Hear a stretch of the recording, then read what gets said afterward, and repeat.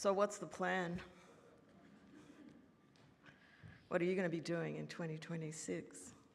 And a few weeks ago, we were talking about the Chinese zodiac and how we've been in the year of the snake. We've been shedding our skin, and for some people, they've felt a bit stuck, and how 2026 is the year of the horse. So this new energy coming through. And I wonder how many of you have felt that kind of momentum, that things are finally pushing forward.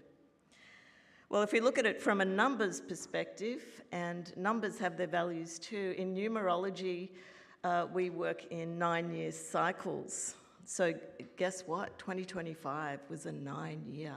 It was the end of that 9-year cycle. And 2026 is a 1-year. So here's this new cycle beginning, new energy, and it's really a great time for us to be open to a new pattern of doing things. So I took the opportunity to have a look over the past 9 years. What happened in this last cycle for me? Very interesting. There's a lot of things I'd forgotten about. And you know, some of those things were great and some of them weren't. But I think it's worth looking at that. What did you do in your last cycle? And you might have to actually look up an old calendar or something to even remember everything, but it's an interesting exercise to take up. And then I wondered, well, what would happen if I looked forward to the next 9-year cycle? Like, how do I want that to be? What would I like it to be? And so we are kind of standing on a threshold at this point in time. And what if we decided to create a new pattern for the next 9 years? How would that look to you? And how would you fit into that? So here's a few questions you could ask yourself as you create your plan. First one might be, how centered do I want to be? I know that sounds like a silly question. How centered do I want to be? It means not getting rattled when there's stuff going on in the world or in the country or, you know, amongst friends. How do you want to stand steady in those situations? And so instead of reacting to something, you know, how can you give yourself a bit of a pause and then respond? Or do you even need to respond at all? So the question you might ask yourself is, you know, what practices will I commit to keep myself grounded? Another question might be, how balanced do I want to be? Balance is an interesting one because it's about knowing when to act, when not to act, when to rest, when to give energy to something. And, you know, we can be spiritually committed, we can do our prayer work, we can give service, but if we neglect the body, then we're not really balanced. So balance asks for wholeness. One of the questions you might ask yourself, well, what part of my life is asking for more attention? And here's another question, how focused do I want to be? And so we know focus is not about doing more, it's about doing less and being more intentional about it. So if we, for instance, set a clear intention that we want a more peaceful life, yet we start the day by watching the news and then eating breakfast at the same time, and then we get our phone and we go through our emails, who's emailed me during the night. If you contrast that to someone who might begin the day with some yoga stretches, a little bit of sitting quietly and breathing and preparing for the day, there's a big difference. So you might ask yourself, well, where is my attention? How do I start the day? And what's distracting me? It can be very easy to be distracted sometimes, and all of a sudden we realize we're way off course. How could you be more focused in this next cycle? So it's good to recognize that we're not separate from the plan, that in a way our consciousness is the plan. because it's through our consciousness that we express. So the plan for the year ahead is not goal setting, and I guess the reason why goals don't always work is because it's not really about managing a list, but it's something that we want to embody. And when we clarify how we want to be centered or balanced or focused, the outer plan just naturally will unfold. So some areas to consider for the year ahead might be self-care. That might be something that you want to embody. It's a big modern word that's used a lot, but what does it really mean? You know, the body has its sacred wisdom, so it's something to listen to. And the nervous system is often the first of our messengers. So if we feel aggravated, if we feel exhausted or restless, the nervous system is telling us something.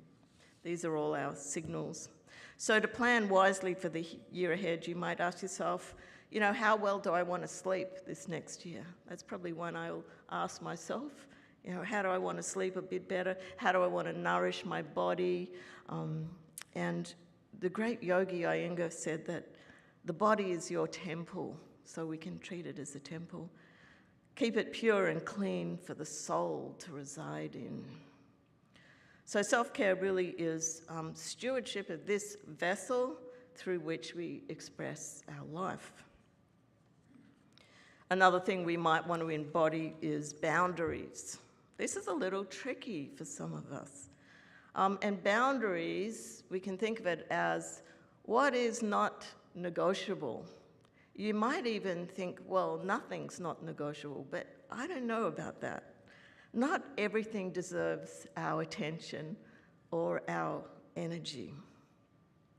In Proverbs 4, it says, above all else, guard your heart, for everything you do flows from it. So we kind of have to guard ourselves. So a couple of questions you might ask yourself: what will I say yes to? What will I say no to? And you know, sometimes when we've done something and we've set it down for another person to do, they don't always do it how we want them to do it.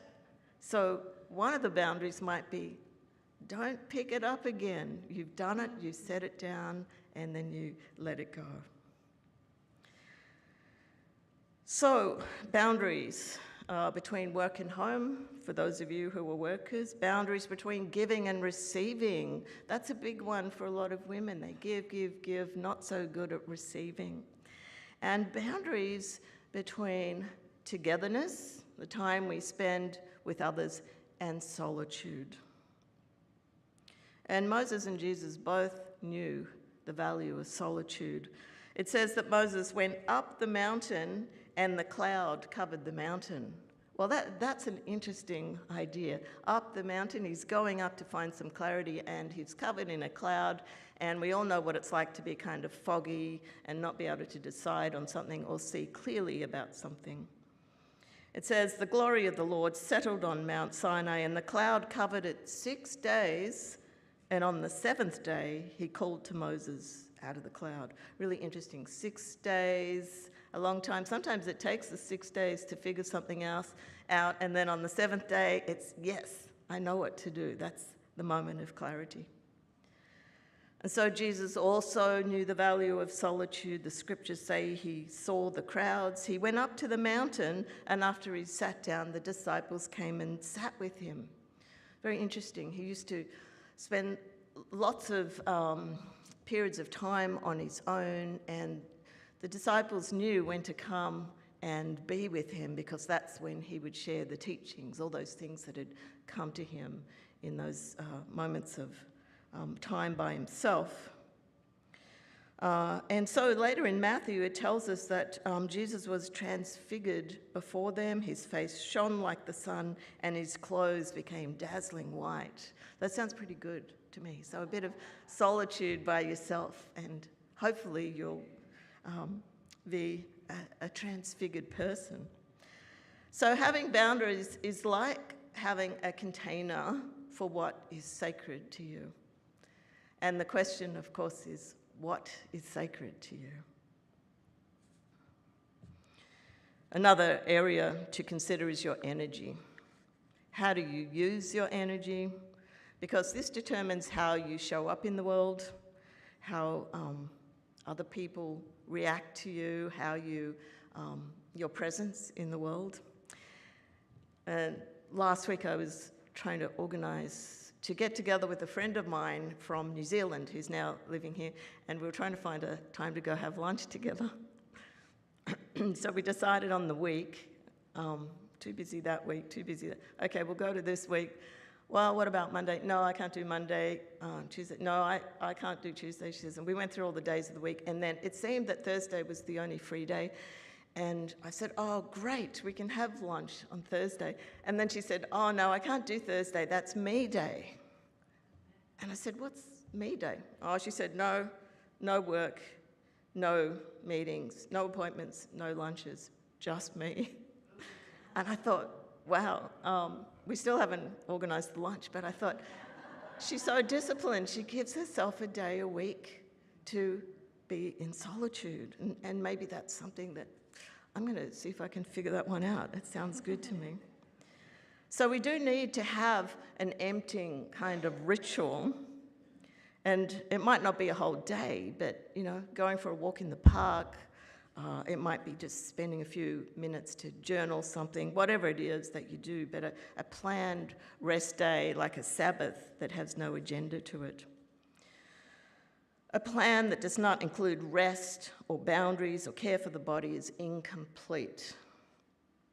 The more we honour our energy, the more freely life flows through us. And so in the scriptures, there's a story of Nehemiah and the rebuilding of the wall.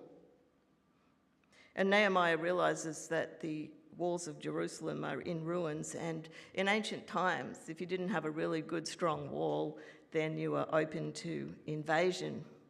So the people are like enthusiastic, and they go, let's get building, let's just do it. And in they get, and someone does it this way and someone does it that way, and it's all a bit messy. There's a lot of enthusiasm, but there's conflict starts to happen, and then they start to fight over the whole thing, and it's all a bit of a disaster. But Nehemiah, on the other hand, doesn't rush into action. He just pauses, he prays, and then he listens. And so this plan comes through to him, and he's able to discern what needs to happen, how it's going to happen, and who's going to do it. But the point of the story is that it's an illustration that intentional planning that's guided by spirit is a much stronger plan than one where we just go off and do it haphazardly. The wall symbolises the structure of our consciousness, and it is a kind of structure. Nehemiah's plan is not about control, but it's about cooperating with divine order. So his clarity comes by tuning into that. And here's what Nehemiah says. He says, the God of heaven is the one who will give us success, and we, his servants, are going to start building. And so the new plan's coming through, and it's really like a building process. We build it brick by brick. As we begin the year with spiritual intention, our plan becomes a living expression. And we can move forward not asking, how will this work, but knowing that Spirit goes before us and that the way will unfold. Proverbs 16 speaks to this. It says, the human mind plans the way, but the Lord directs the steps. And so as we turn our thoughts to the past, thoughts to the year ahead, what is that one word that's going to lead you in? Just a guiding word, not a goal, but it's a quality of consciousness, and it could be something like gentleness or courage or ease or whatever that one word might be. What would that one word be that describes how you want to be in this next cycle? What is the prayer or affirmation that will lead you in? And some of us have favorite prayers. Psalm 23, the Lord is my shepherd, I shall not want. Whatever that is, it might be the prayer of Francis of Assisi, it might be something else. It might be an affirmation that you write for yourself. And these kind of anchoring prayers are very valuable because, you know, in our humanness, we get off the track. Have you noticed that? We can get pulled off the track, that a simple prayer or a simple affirmation can just bring us back. And what is the beauty that will sustain you? And we all need beauty in life. Is it going to the art gallery and seeing beautiful artwork? Is it going to a concert? I know we've got a couple of opera fans in this room. And is it sitting by the river? I don't know what your beauty is in your life, but find it and do it, because beauty in your life teaches you that life is good. Say with me, life is good. Life is good. And so all of this is spiritual wisdom made practical. And we know that unity is about practical Christianity, and that's why we're here. So planning a year that nourishes the soul. And so before we fully step into what is ahead, there's a little bit of holy work in pausing to acknowledge what has been lived in 2025. Not evaluating it or saying this was good or that was bad, but just to honour it. We honour the past year by recognising what we showed up for. What did you show up for? We honour it by noticing where we grew. We honour it by blessing what was completed. And we honour it by releasing what no longer needs to be carried forward. A farmer will tell you, some crops are abundant, others are sparse. But a wise farmer doesn't judge the soil. He gathers what grew, he thanks the land, and he lets the field rest. And this is the preparation for the next season. Well, the American poet Mary Oliver said this, "Tell me, what is it you plan to do with your one wild and precious life?" And I love that, it's an invitation. What do you plan to do with your one wild and precious life? And so we're going to close out today with a blessing for 2026. For the year ahead, let life be sacred in every moment. May your care for yourself be gentle and sustaining. May your boundaries protect what is holy within you. May your days be filled with beauty and joy. May your word guide you, your prayer steady you, and your heart remain open to life's unfolding. May you be centered, balanced, and focused, flowing with ease and full of courage. And may you honour what has been, release what no longer serves, and step forward fully awake to the blessings yet to come. And so it is.